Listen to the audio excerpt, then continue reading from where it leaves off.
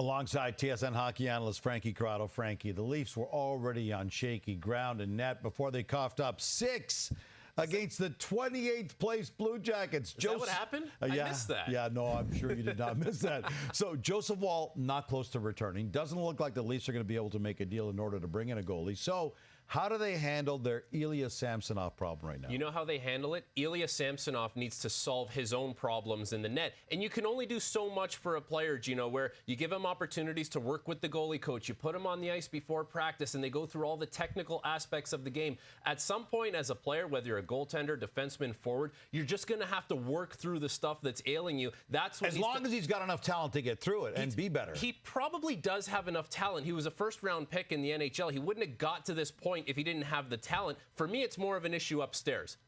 We've heard him over the years in Toronto here now, where he gets really down on himself. It's not ideal to go through that as a player, but he needs to get through it. And the thing the Leafs have going for them is they're going to have Martin Jones right behind him, who they don't need to just go to Samsonov and say, you're the guy now, you need to carry it. Yeah. They can go Samsonov, Jones, as much as they want until Joseph Woll is ready to come back. But Samsonov needs to solve that problem by himself. It was really sad because after the game last night, the players spoke, they showered, they started heading out. And while they were leaving, Samsonov was still in his full gear, sitting in his stall.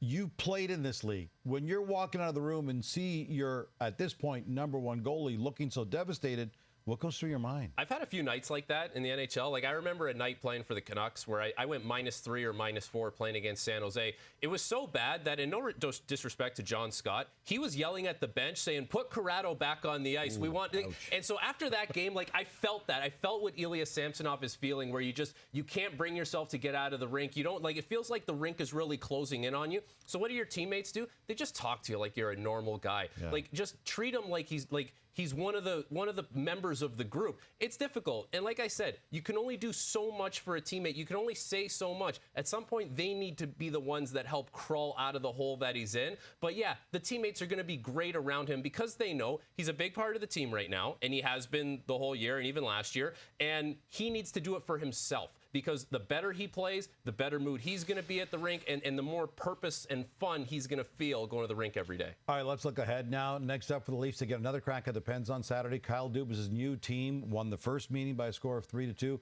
What do you think of what Dubas has done since joining the Pens? Give me a letter grade for his performance so far. So the letter grade is going to be attached to the team's performance. So I'm going to give it a C+.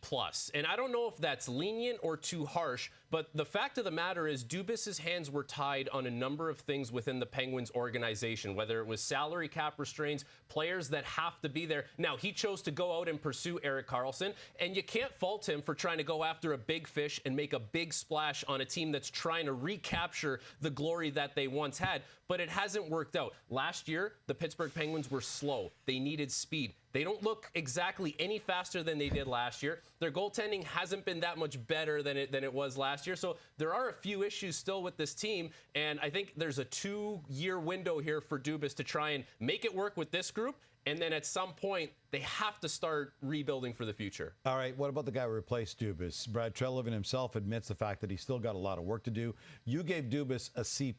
What grade do you give Treliving so far? Slightly better for Brad Treliving. I'm going to go with a B-. And I'm teetering on B and B- because he made some additions that on paper you'd look at it and say, that makes a lot of sense. Bertuzzi makes a lot of sense. They needed a physical force, someone who can make a play. They needed Max Domi's speed, and he's looked better in the middle of the ice. But John Klingberg wasn't a great signing for them. Ryan Reeves hasn't had the impact on the ice that we can see as the fans. We don't know what goes on the bench and in the dressing room, and now he's hurt. So you can say that Brad Treliving tried to address some things. They made sense on paper, but ultimately there still is a lot of work for the group to do here as far as acquiring pieces. Now, that grade can improve drastically if come trade deadline, there's a big physical defenseman, there's a little more size and snarl up front, and we see some depth scoring continue to climb here as the season goes on. So he's got to improve. Thursday, by the way, was just the third time in league history that a team forced overtime when trailing by 5 or more after 40 minutes of play. So the Leafs can still score. We know that. Now all they have to do is figure out a way to stop the puck.